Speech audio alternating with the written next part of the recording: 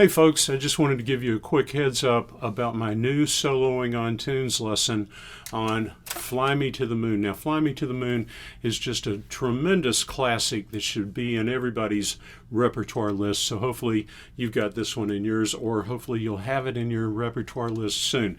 Now, as with all of my soloing on tunes lessons, I don't include the melody for Fly Me to the Moon because I like to observe and respect copyrights, but it's easy to locate online or in the Hal Leonard Real Book series. I believe you'll find it there. But either way, you can always transcribe the melody too if you want to. So locate your melody if you need to. But I've got all the chords, and I've got, as with all of my soloing on tunes lessons, I've got just a fabulous play-along track, and you just heard me playing along with a little bit of the play-along track that we'll work with in this lesson. And of course, the play-along track and PDFs come with your downloads when you purchase the lesson, or if you subscribe to my channel there, you know, they're all there in the downloads package there.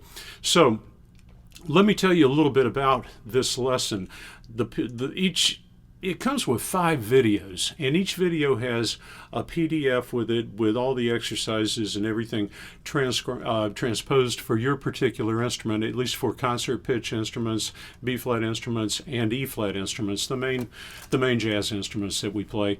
And of course, I'm talking in tenor sax key since I'll be demonstrating in tenor sax key, but then you've got everything transposed in the written lesson, so that should be easy. Now, I've got 5 videos, like I mentioned in this lesson series, because that way you can easily bounce back and forth to whichever videos really apply most directly to you. You know, we're all at different levels in our playing, and some of us might have an interest in the chord progression theory. Others may be more interested in advanced soloing concepts. So let me tell you what the videos hold.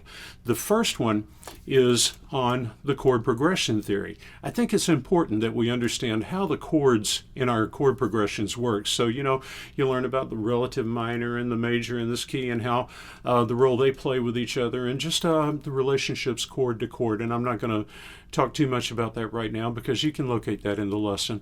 The second video is the foundation for melodic soloing. So we learn about the scales that go with the chords, the arpeggios that go with the chords, how we can work the scales and arpeggios together to highlight and target melodic chord tones, okay? And the third video is on anticipations. How can we anticipate the upcoming chord, which really boils down to how can we think ahead into the chord progression. So I've got some exercises I think you'll dig as far as learning how to think ahead into the chord progression. And you know, in just a moment I'll show you a few clips from some of the videos. I'll just, you know, briefly scroll through a few clips from each of the videos so you can get a little bit of an idea of what to expect. And I probably won't even talk during that when I show you that, but you'll get to check out what's going on with these lessons, or these videos anyway. Now, the fourth video is about phrasing and soloing, because by the time you've gone through the first 3 videos, I know you're ready to start doing some improvisation practice. And really, here's the deal. You can do improv practice at any time. I mean, you can start out by just jamming with the play-along track if you want to, before you ever look at the videos. That's just so much fun, you know. Just say hello to the progression and hello to the play-along track, and just get used to playing along with it in the key, you know, in the key. This is in the key of C concert, so we're in D on tenor, A on alto. You can just jam in the major scale and check out the progression, the play-along track, and have a little fun before you even start on the lesson. And then the final video, video number 5, is on advanced soloing concepts. So in that one I might reference, in that one I definitely reference things like my bebop series, where we work with enclosures, approach tones. We also have some flat 9 exercises. We talk a little bit about how altered dominant can work on some of the chords in the progression, and also there's some double time exercises that'll get you practicing, because you know everybody likes to play fast. So there's some double time exercises that'll get you moving those fingers, and again thinking ahead into the chord progression. Okay, so check out these quick clips from the videos. I'll keep it brief, that way you can go ahead and get the lesson and dig right in. Okay, hope you enjoy it.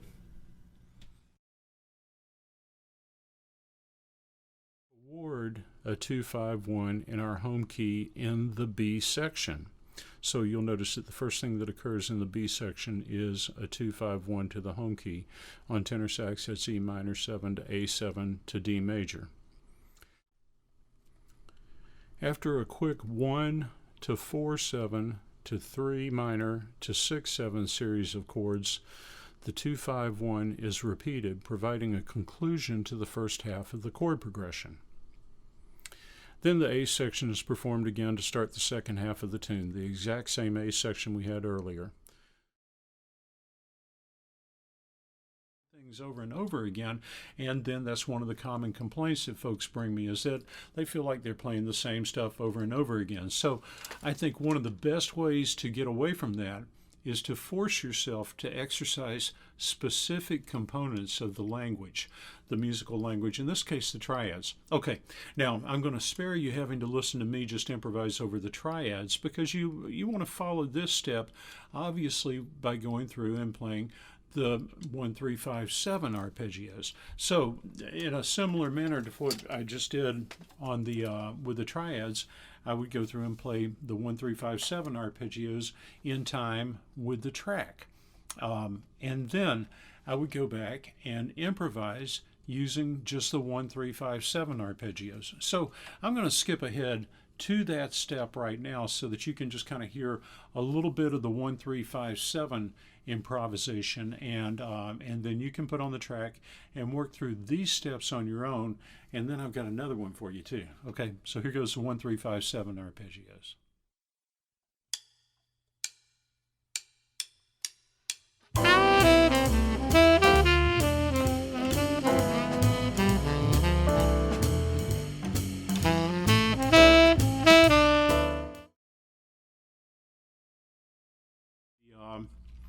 I think I'll have on the video here the chord chart for you to refer to, but I'm not going to write all this out because I want you to listen to the ups and downs of the lines as I play. A lot of times if you're reading these things, you're not listening as intently as if you listen, and I don't necessarily expect you to figure out, well, he's doing 7-6-5 on this chord, but I want you to notice how I'm doing a variety of ascending passages and descending passages, and they're all selected from these bits and increments of the scales. Okay, check this out.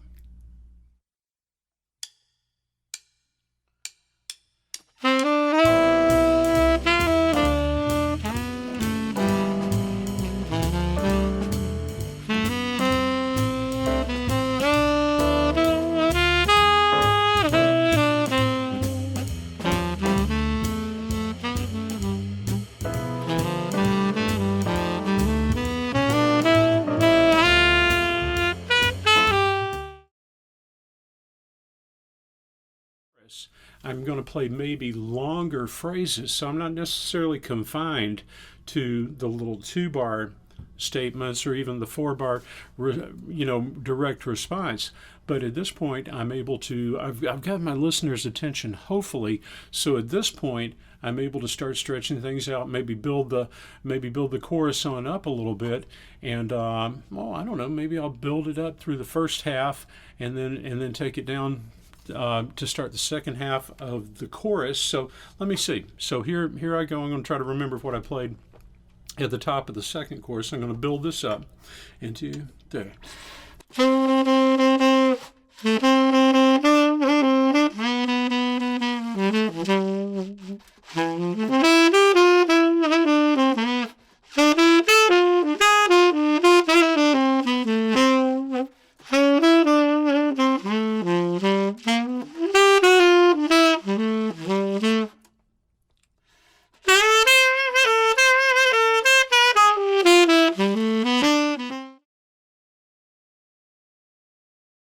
So it's good to know your common tones, chord to chord, because those can actually help you bridge the gap chord to chord, or at least give you some common material that you can play on both chords that really allows you to think ahead.